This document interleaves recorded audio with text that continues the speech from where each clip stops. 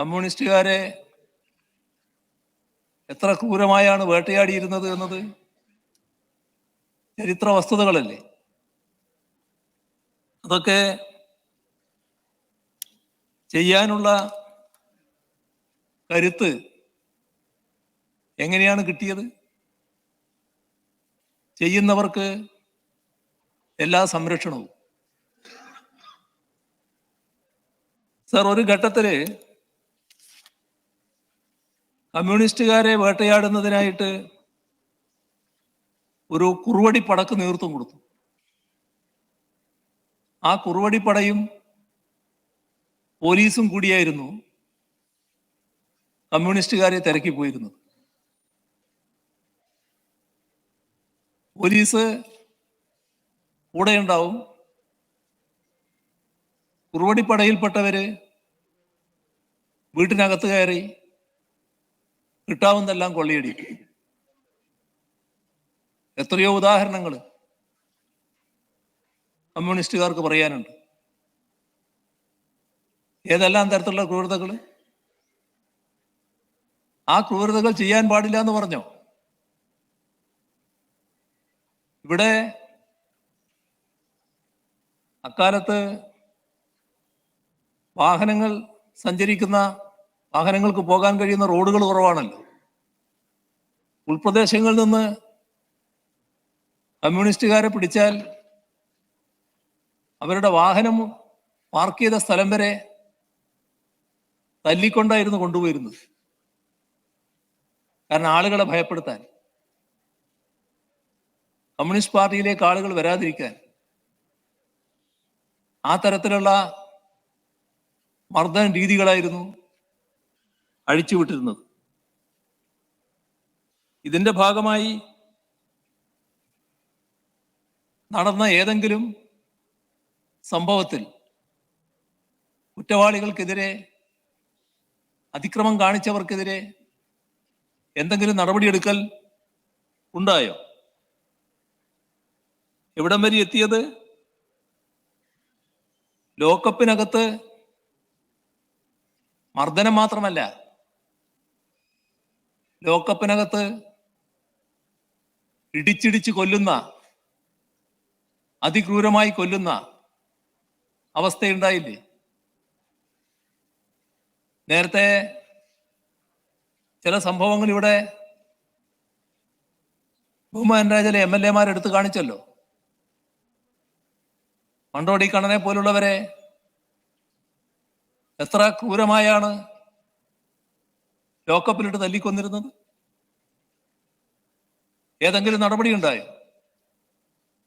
Sir, ലോക്കപ്പിലിട്ട് തല്ലിക്കൊല്ലല് മാത്രമാണോ? ലോക്കപ്പിൽ ഉണ്ടായിരുന്നയാളെ അവിടുന്ന് ഇറക്കിക്കൊണ്ടുപോയി പാടിക്കുന്നില് നിർത്തിയല്ലേ വെടിവെച്ച് കൊന്നത്? 1950-ലല്ലേ ഇത്? നമ്മുടെ രാജ്യം റിപ്പബ്ലിക്കായതിനു ശേഷമല്ലേ?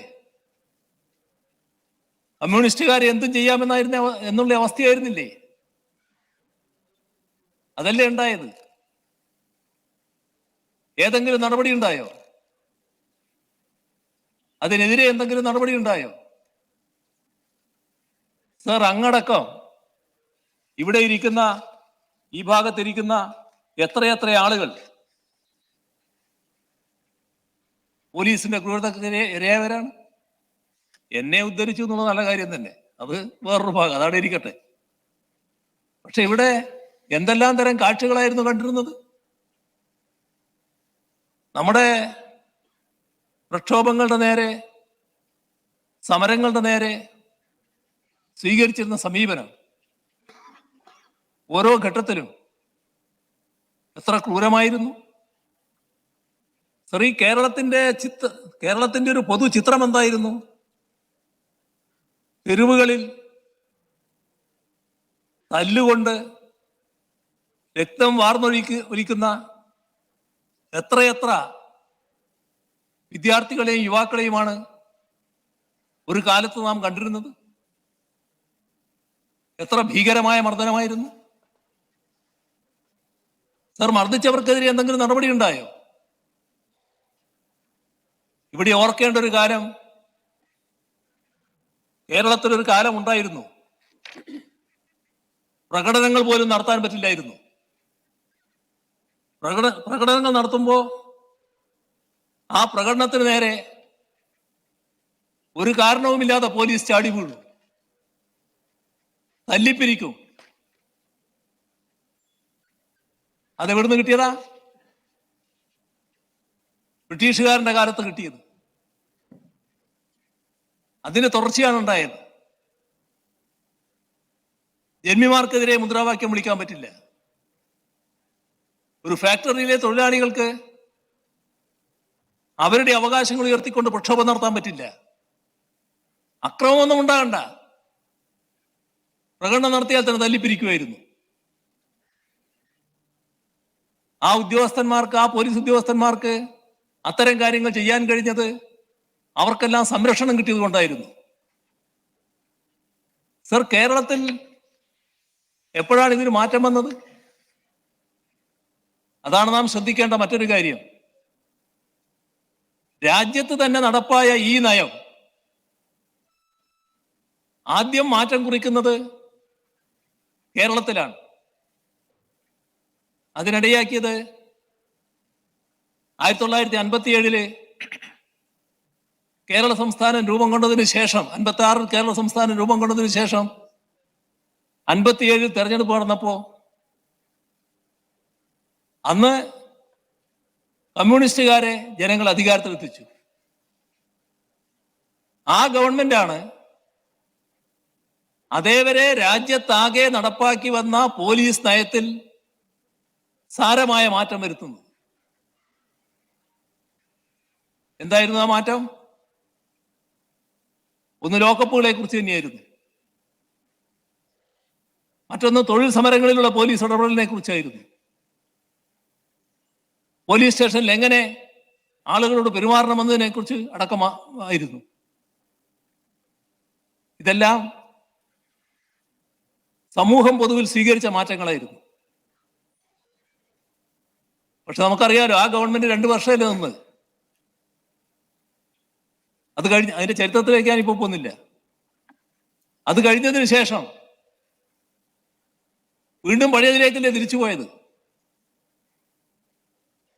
ലോക്കപ്പ് ഇടിമുറികളാക്കി മാറ്റിയില്ലേ? നമ്മുടെ നാട്ടിലെ സമീപനത്തിന്റെ കാര്യത്തിലാണ് വ്യത്യാസങ്ങൾ കാണേണ്ടത്. കോൺഗ്രസിന്റെ സമീപനമല്ല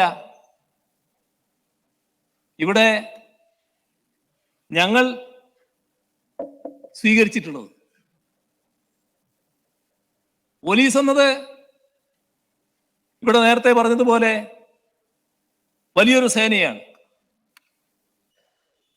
ആ വലിയ സേനയിൽ ഏതെങ്കിലും ചില ആളുകൾ തെറ്റായ കാര്യങ്ങൾ ചെയ്താൽ ആ തെറ്റായ കാര്യങ്ങളെ സംരക്ഷിക്കേണ്ട ബാധ്യത സാധാരണഗതിയിൽ ഞങ്ങൾക്കില്ല. പക്ഷേ നിങ്ങളതല്ല സ്വീകരിച്ചത്. കോൺഗ്രസ് ഒരു ഘട്ടത്തിലും അതല്ല സ്വീകരിച്ചത്. ഇവിടെ ഏറ്റവും ഒടുവിൽ PS നടത്തിയ പ്രസംഗം ഒരു ബഹുമാന്യായ അംഗം ഉദ്ധരിക്കുന്നതായിട്ട് കേട്ടു. ആരെ ചൂണ്ടിയാണ് ആ പ്രസംഗിച്ചത്? നിങ്ങളെ, കോൺഗ്രസിനെ, UDF-ന്റെ മുഖ്യമന്ത്രിയെ.